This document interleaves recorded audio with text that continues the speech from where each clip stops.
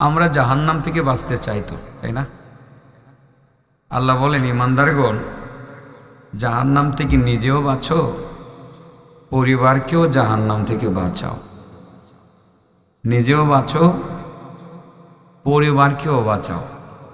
আসলে জাহান্নামটা কি? মূলত বড় একটা অংশ জুড়ে আছে শুধু আগুন আর আগুন আর আগুন।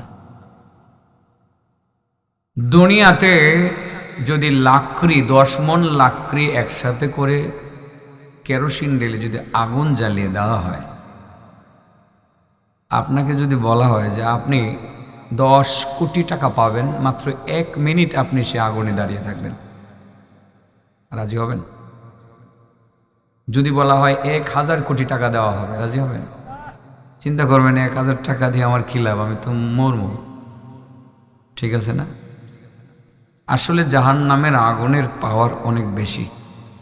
দুনিয়ার আগুনের পাওয়ার যতটুকু, এর চেয়েও আরো 100 গুণ বা 1000 গুণ বেশি পাওয়ার হলো জাহান্নামের আগুনের। আমি আজকে আপনাদেরকে ছোট্ট একটা আমল দিয়ে যাব। এই আমলটা যদি আপনি মাত্র 1 মিনিট সময় দৈনিক ব্যয় করে করতে পারেন, আল্লাহ আপনাকে জাহান্নামের আগুন থেকে মুক্তির বিষয়টা নিশ্চিত করে দেবেন। একটি মাত্র আমল। কয় মিনিট লাগবে? 1 মিনিট।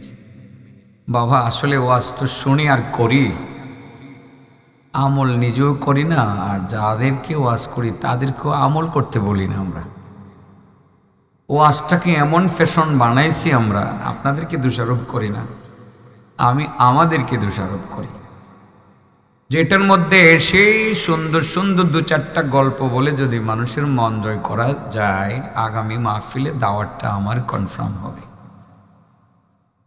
আর পাবলিকও মনে করে যে সুন্দর ওয়াজ করছে, একেবারে মনটা গলে গেছে রে, অন্তরটা ঠান্ডা হয়ে গেছে। কি করছে ওয়াজ মনে নাই, কি মনে আছে? খালি দিলটা ঠান্ডা হয়ে গেছে, কলিজাটা কি হয়ে গেছে? ঠান্ডা হয়ে গেছে। কলিজা ঠান্ডা করলে জাহান্নামের আগুন থেকে বাঁচতে পারবেন? আজকে কার্যকরী কিছু কথা, পুরনো কথাই, কারণ এত রাত্রে নতুন সাবজেক্টের উপরে আলোচনা করার মানসিকতা আমার নাই। আমি রেডি করেছিলাম, 12টার উপরে বেজে গেছে। আমার তো টার্গেট ছিল 12টা বাজে মাইক ছেড়ে চলে যাব। প্রতিদিনের প্রোগ্রামগুলো সাজানো থাকে, আগামীকাল সকাল 9টা বাজে গাড়িতে উঠতে হবে। ঘুম কোন সময়? ঠিক জোহরের সময় দামিহা তাড়াইল, বাদ জোহর মুত্তাসিল 1:30 বাজে বয়ান করতে হবে। সেখান থেকে যেতে হবে ময়মনসিংহ, আবারও সেখান থেকে ফিরে আসতে হবে কিশোরগঞ্জ সদর, যশোদল। এই হলো প্রোগ্রাম সূচি। হয়তো আপনি বলতেছেন রাত্র অনেক বড়, কিন্তু আমার জন্য হিসাবটা অনেক কঠিন। ঠিক আছে না? অন্ততপক্ষে 3 থেকে 4 ঘন্টা ঘুম আমার একটু দরকার আছে। চলেন শুধু একটি আমলের কথা বলেই শেষ করি, এটা সবাই বাড়িতে নিয়ে যাব। আল্লাহু আকবার। যে আমলটা করলে জাহান্নামের আগুন থেকে মুক্তির গ্যারান্টি আল্লাহ আপনাকে ডাইরেক্ট দিয়ে দিবেন। এই আমলটা নিয়মিত করবেন। না মনে হয় আমলটা করেন, আপনারা অনেকেই করেন, কিন্তু আজকে এটার পিছনে গুরুত্ব বাড়ানোর জন্য আমি বলছি। আমি তো এই ওয়াজটা আগে পরে বহুবার করছি আপনাদের এই এলাকায়। জাহান্নামের আগুন থেকে বাঁচতে চাই কি চাই না? কয়টা আমল করতে হবে? কয় মিনিট সময় লাগে? 1 মিনিট। সারাদিনে 1 মিনিট। সুবহানাল্লাহ। আর এটি তো সাউন্ড কপাল্লা, এই শেষ রাত্রে ভালো আমল লইয়া দেব। এটির কপাল ভালো, বয়া না থাকলে তো ঠকজিন। যেটি কামড় দিয়ে বয়ে রয়েছে এটি জিতছে, আর বাকি যে কয়টা এখন চিন্তা করতেছে গেছিলাম কেড়ে তাড়াতাড়ি ফেরত যায়, এটি আবার আইতাছে। আসলে কপাল ভালো। আমার এই মৌলানা নজরুল সাহেব বলতেছে, হুজুর অন্যদিন আপনার বয়ানের পরে মানুষ যা, আজকে তো আপনার সময় জায়গা, 12টার পরে মানুষ আরো থাকতো। এই যে কয়টা যে বয়ে রয়েছে, অন্য কেউ হইলে এটিও থাকলো না হইলে। কারণ এই লোকগুলো আমার সাথে সম্পর্ক ভালো রাখে, মহব্বতটা একটু গভীর, চেহারা দেখলে তো বুঝি এই জন্য আমার মহব্বতে বসে রয়েছে, আর আমারে মহব্বত করে এই লোকটা আল্লাহরে খুশি করবো লিগা। নাকি অন্য কোনো কারণ আছে? আমি কি আপনাদেরকে বাড়িঘর দিব, টাকা পয়সা দিব? আমল একটা দিয়ে দিব, যে আমলটা করলে জাহান্নাম থেকে মুক্তি নিশ্চিত। সুবহানাল্লাহ। চলেন ওদিকে চলে যাই, সময় নষ্ট করব না। কোরআনের আয়াত পড়েছিলাম, অনুবাদে যাই, পরে আমলটা দিয়ে দিই। দুইটা কথাই, অনুবাদ করব আর আমলটা দিয়ে দিব। ওকে, ঠিক আছে তো ইনশাআল্লাহ। আল্লাহ বলেন, ইয়া আইয়ুহাল্লাযীনা আমানু কু আনফুসাকুম ওয়া আহলিকুম নারা وقودها الناس والحجارة عليها ملائكة غلاظ شداد لا يعصون الله ما أمرهم ويفعلون ما يؤمرون।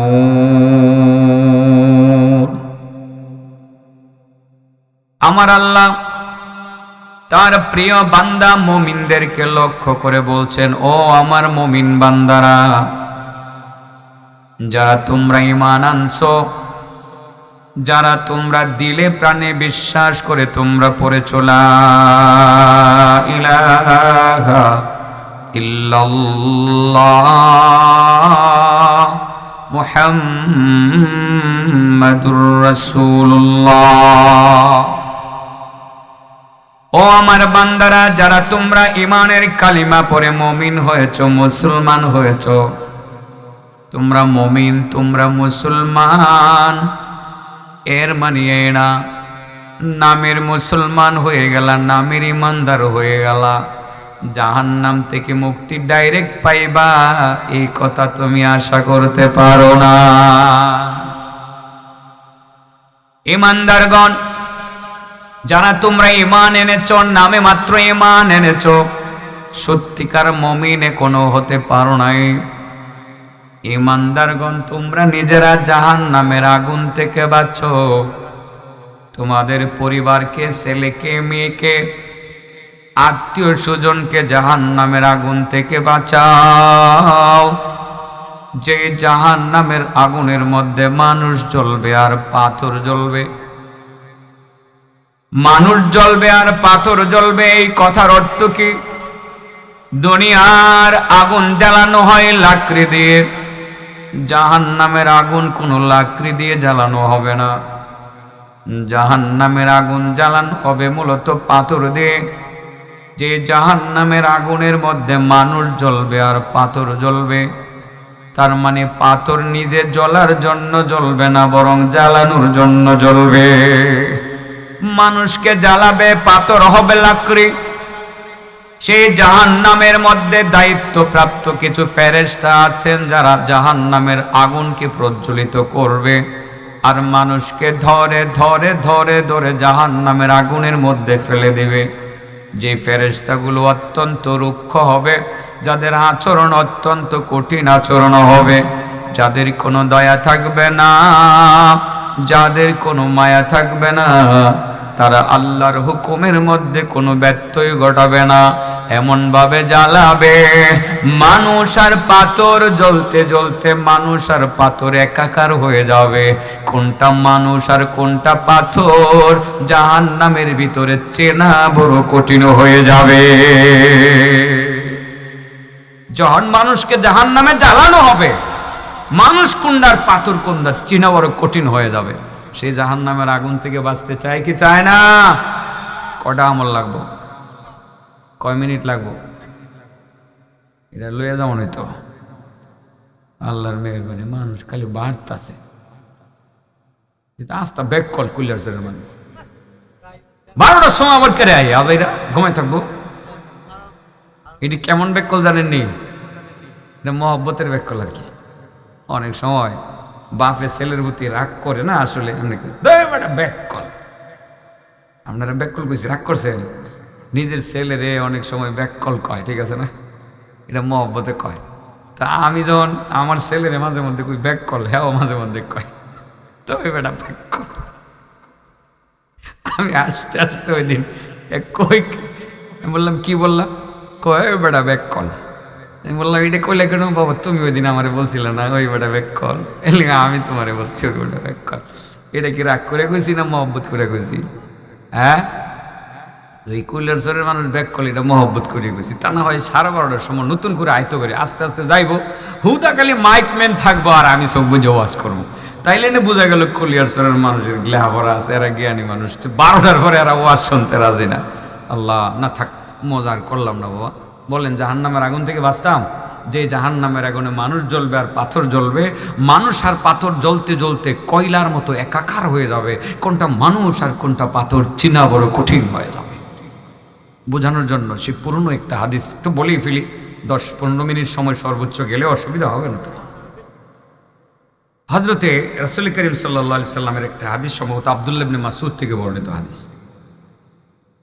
জাহান্নামের ভিতরে জিবরাইল একদিন জাহান্নামের পাশ দিয়ে যাবেন। কে যাবেন?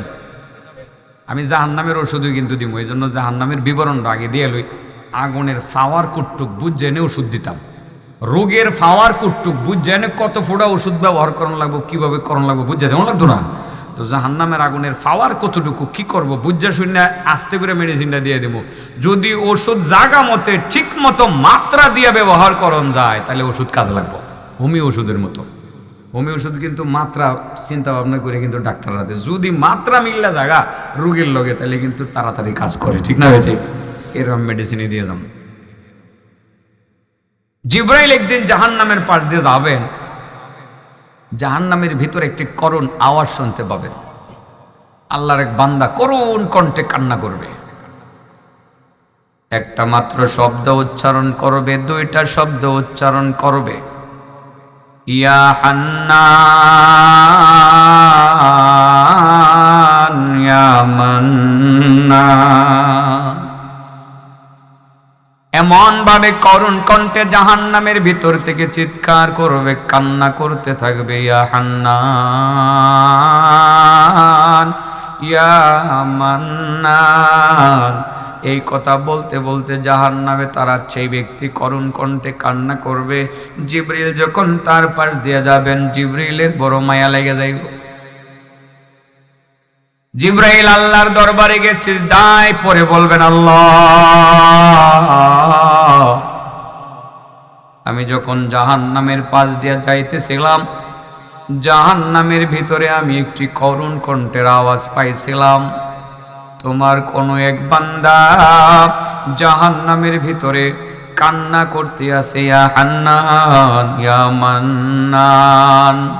ওগো আল্লাহ, ওগো মাবুদ, আমি জিবরিল তোমার দরবারে তোমার এই বান্দার জন্য সুপারিশ করতেছি, তুমি তোমার বান্দাকে বের করে নিয়ে আসো। আল্লাহ বলবেন, জিবরাইল তোমার অনেক মায়া লাগে, অনেক মায়া লাগে না আমার এই বান্দার লাগা? জিবরাইল যাও, তুমি জাহান্নামে যে দারোগা আছে ফেরেশতা, ফেরেশতার কাছে গিয়া কো ওই বান্দাটারে বাইর করে লইয়ে, তো তুমি গিয়ে খুঁজে বাইর করে লিয়ে আইও। জাহান্নামের দায়িত্বপ্রাপ্ত ফেরেশতার নাম মালিক, মালিক দারোগা। নাম কি জানেন তো আপনারা? মালিক দারোগা। জিবরাইল যাইব, ভাই মালিক, আল্লাহ কইছে জাহান্নামের ভিতরে একটা লোক যে ইয়া হান্নান ইয়া মান্নান করে আওয়াজ করতেছে, তারে বাইর করে দিতা। মালিক, যে মালিক জাহান্নামের কোন জায়গায় কি আছে না আছে সব জানে, ঠিক না? ঠিক। মালিক এবার খুঁজবো, খুঁজে আওয়াজ পাইব ঠিক হই, কিন্তু আল্লাহর বান্দারে পাইতো না। না পাইয়া জিবরাইলের কাছে এক বাইরে, জিবরাইল পুরাটা জাহান্নাম তন্ন তন্ন করে খুঁজলাম, ইয়া হান্নান ইয়া মান্নান শব্দ শুধুমাত্র শুনলাম, কিন্তু আল্লাহর বান্দারে পাইলাম না। এই জাহান্নামের আগুনের মধ্যে এমন ভাবে জ্বালানো হইতেছে মানুষকে পাথর দিয়ে, মানুষ আর পাথর জ্বলতে জ্বলতে কয়লা আঙ্গার হয়ে গেছে। কোনটা মানুষ আর কোনটা পাথর চিনা বড় কঠিন হয়ে গেছে। ভাই জিবরাইল, তোমার আল্লাহর এই বান্দাকে আমি পাচ্ছি না বিদায় তোমাকে সন্ধান দিতে পারতেছি না, তোমার হাতে উঠাইয়া দিতে পারতেছি না। জিবরিল আবার আল্লাহর দরবারে চলে যাবেন। আল্লাহর দরবারে গিয়ে আবার বলবেন, আল্লাহ, তোমারে বান্দা উম্মতে মুহাম্মাদি, তোমার প্রিয় নবীর উম্মতের আওয়াজ আমি পাইতেছি জাহান্নামের ভিতরে। ইয়া হান্নান ইয়া মান্নান বলে বলে কান্না করতেছে। মাউত, তোমার এই বান্দার জন্য আমার বড় দয়া হয়, আমার বড় মায়া হয়। তোমার এই বান্দারে তুমি জাহান্নাম থেকে বের করে আনো। আল্লাহ বলবেন, যাও জিবরাইল তুমি আবার গিয়া খুঁজো। জিবরাইল আবার গিয়া খুঁজবেন, আবার গিয়া খুঁজে আল্লাহর বান্দাকে এইভাবে পাবেন না। আজরাইল জিবরাইল এইভাবে মালিক দারোগাকে বলবেন, ভাই মালিক বের করে আনো না। মালিক গতকালের মতো একে সুরে কথা বলবেন, ও ভাই জিবরাইল, আল্লাহর কসম, আল্লাহর কসম, আল্লাহর কসম, আমি পুরাটা জাহান্নাম তন্ন তন্ন করে খুঁজলাম। আমি সত্যি সত্যি ইয়া হান্নান ইয়া মান্নান এই শব্দ দুইটা আমি শুনতে আসি। পুরাটা জাহান্নাম তন্ন তন্ন করে খুঁজলাম, আল্লাহর বান্দারে পাইলাম না। পাথর দিয়ে জাহান্নামের আগুনকে জ্বালানো হইতেছে, পাথর এমন ভাবে জ্বলতেছে আর জ্বালাইতেছে, কোনটা মানুষ আর কোনটা পাথর আমার জন্য চেনা বড় কঠিন হয়ে গেছে। ও ভাই জিবরিল, দুঃখিত, আল্লাহর বান্দাকে আমি বের করে আনতে পারলাম না। এভাবে তিনবার। কয়বার? জিবরাইল তো নাছোর বান্দা, আল্লাহর কাছে গিয়ে সেজদায় ফুরে কইব, আল্লাহ, আল্লাহ গো, তোমার এই বান্দার লাগে আমার বড় মায়া হইতেছে। মাবুদ, তোমার বান্দা কয় আছে তুমি তো ভালো করে জানো। মাবুদ, তোমার বান্দারা জাহান্নাম থেকে বের করে আনো। মাবুদ, আমিও খুঁজলাম, মালিক দারোগাও খুঁজলো, জাহান্নামকে তন্ন তন্ন করে খুঁজলাম, শুধু আওয়াজ পায় কিন্তু তোমার বান্দারে পায় না। আল্লাহ বলে দেবেন, জিবরিল যাও, মালিককে বলো জাহান্নামের ডান প্রান্ত বাম প্রান্তে একটা কোণা আছে, কোণাটার মধ্যে একটা কুয়া আছে। আল্লাহ, কি আছে? কুয়ার ভিতরে পাথর চাপা দিয়ে রাখা হয়েছে, এর নিচে হাজার হাজার লক্ষ লক্ষ পাথর আছে। ওই হাজার হাজার লক্ষ লক্ষ পাথরের নিচে আরো পাথর আছে, এর মাঝে আমার এই বান্দারে পাথর চাপা দিয়ে ফেলায় রাখা হয়েছে। মালিক যদিও আমার বান্দারে দেখে না, আমার বান্দায় কোথায় আছে আমি দেখতেছি, তার আওয়াজও শুনতেছি। তুমি মালিকরে বলো, ওই জাহান্নামের ভিতরে কুয়া, কুয়ার ভিতরে লক্ষ লক্ষ পাথর জ্বলতেছে, দাও দাও করে জ্বলতেছে। ওই পাথরের নিচে আমার বান্দারে চাপা দিয়ে রাখা হয়েছে, হাত পাও বাঁধা অবস্থায়। মালিকরে বলো সেখান থেকে আমার বান্দারে বের করে আমার সামনে হাজির করা। জিবরাইলকে বলবেন, ভাই মালিক, আল্লাহ বলছে জাহান্নামের বাম প্রান্তে একটা কুয়া আছে, এই কুয়ার ভিতরে লক্ষ লক্ষ পাথর আছে। এই পাথরের নিচে চাপা দিয়ে আল্লাহর বান্দাকে হাত পা বেঁধে রেখে দেওয়া হয়েছে, সেখান থেকে আল্লাহর বান্দারে তুমি বাইর করে আনতা। মালিক গিয়ে একটা একটা করে পাথর উঠাইব, পাথর উঠাইয়া গিয়া মালিক গিয়ে দেখবে যে হাত পা বাঁধা, সারা শরীরের মধ্যে আগুন দিয়ে সারা শরীর জ্বলছে গেছে। শরীর জ্বলে কিন্তু সাপ বিচ্ছু জ্বলে না। লক্ষ লক্ষ সাপ বিচ্ছু আছে, সাপ বিচ্ছু শরীরের মধ্যে এইভাবে কামড়াইতে আছে, কারণ হাত পা তো বাতা, সে নড়তে পারে না, আর চিৎকার করে আর ইয়া হান্নান ইয়া মান্নান বলে বলে কান্না করে। বাবা, জাহান্নামের আগুন সইতে পারবেন? ওই কুয়ার মধ্যে পাথরের নিচে চাপা দিয়ে রাখলে কতক্ষণ সহ্য করতে পারবেন? কুয়াকে এখন যদি 20 মণ ওজনের 2টা পাথর দিয়ে আপনার উপরে দিয়ে রাখা হয়, কয় মিনিট বাঁচবেন? শাস্তি যে কত রকম হবে, ও জাহান্নামে আগুনের শাস্তি হবে, সাপ বিচ্ছুর কামড় হবে, পাথরের নিচে চাপা দিয়ে রেখে দেওয়া হবে, হাত পা বাঁধা অবস্থায় পাথর দিয়ে জ্বালানো হবে। মানুষ আর পাথর চিনা বড় কঠিন হয়ে যাবে। সে জাহান্নামের আগুন থেকে বাঁচতে চায় কি চায় না? আমল কয়টা? কয় মিনিট? মন থাকবো? আইসা পড়ছি। এবার মালিক দারোগা গিয়া পাথর উঠাইয়া তারে বাইর করবো, একটা হ্যাসকা টান দিব। টান দেওয়ার পর তার শরীরে যে হাত পা বাঁধা ছিল, এই হাত পা খুলে যাইব, সব বিচ্ছুগুলো ছিটকে পড়বো, দূরে চলে যাইব। আল্লাহরে বান্দারে নিয়ে আল্লাহর দরবারে জিবরাইলে হাজির করব। আল্লাহ কবে, বান্দা তুমি আর কি চাও? মাহবুদ আর কি চাইতাম? জাহান্নামের যে কি শাস্তি মাহবুদ, আমি কিচ্ছু চাই না। তুমি দয়া করে যে আমারে বাইর করে আনছো, মাবুদ তুমি আর জাহান্নামে আমারে দিও না, আর কিচ্ছু চাই না, আর কিচ্ছু লাগতো না, শুধু জাহান্নাম থেকে যে মাবুদ তুমি আমারে বাঁচাইছো আর হেন দিও না মাবুদ, আর কিচ্ছু লাগতো না। আল্লাহ বলবে বান্দা তোমারে যদি আমি এখন এই দুনিয়ার 10 দুনিয়ার সমান একটা জান্নাত দিলাই, তখন এই বান্দাকে মাবুদ এটা হাসা করতে হবে, মাবুদ এটা হাসা করতে হবে। আল্লাহ রাব্বুল আলামিন বলে দিবেন বান্দা যাও, জাহান্নাম থেকে আমি বের করে আনতে পারছি, আমি আল্লাহ জান্নাতও দিতার মো, আমি যে রহমান আমার মনে আছে, রহমতের সাগরে জুস এসে গেছে, যাও তোমার জন্য আমি জান্নাত দিয়েই দিলাম, এই দুনিয়ার 10 দুনিয়ার সমান একটা জান্নাতের মালিকানা তোমার লিখে দিয়ে দিলাম। অনেক খুশি হয়েছেন না? হ্যাঁ, কয়দিন জাহান্নামে জ্বললে গেলে খুশি হইবা? এবারে কত বছর জ্বলছে? কোটি কোটি বছর। কত বছর? তুমি কয় মিনিট জ্বলতার বাদ, একটু আগুন দিলে তো 10 কোটি টাকা দিব জ্বলবানি, এটাই তো কইছিলাম শুরুতে। এর তুমি 1 মিনিট জ্বলতে রাজি না, হেন কোটি কোটি বছর জ্বলতে রাজি না। এই জন্য আমি চিন্তা করছি যে 1 মিনিটও জ্বলতাম না, 1 মিনিটও 1 সেকেন্ডও না, প্রথম থেকেই জান্নাতে যাবো, আর জাহান্নামে যাইতে মনে ইনশাল্লাহ। ঠিক আছে তো? আমল করা করণ লাগবো, এতক্ষণে জায়গাতেছি 1 সেকেন্ডও জ্বলতাম না। দুনিয়ার তো রাজি হইবেন না, তো হেন রাজি হয়ে যান গেলে, হেন দেখেন না দীক্ষা না, এনের আগুনের পাওয়ার অনেক বেশি। বাবা যে অন্যায়গুলো করি, যে পাপগুলো করি, এগুলোর কারণে আমাদের শাস্তি কিন্তু আমাদের পোহাতেই হবে অবশ্যই। তো এই শাস্তিগুলো যাতে আমরা না পাই, শুরুতেই যাতে আমরা জান্নাতে যাইতে পারি বিনা হিসাবে, যাতে আমাদের জাহান্নামের আগুনে পুড়তে না হয়, সেই জন্য অনেক চিন্তা ভাবনা করে বসে সে পুরনো আমলটা আপনাদের জন্য রেডি করলাম।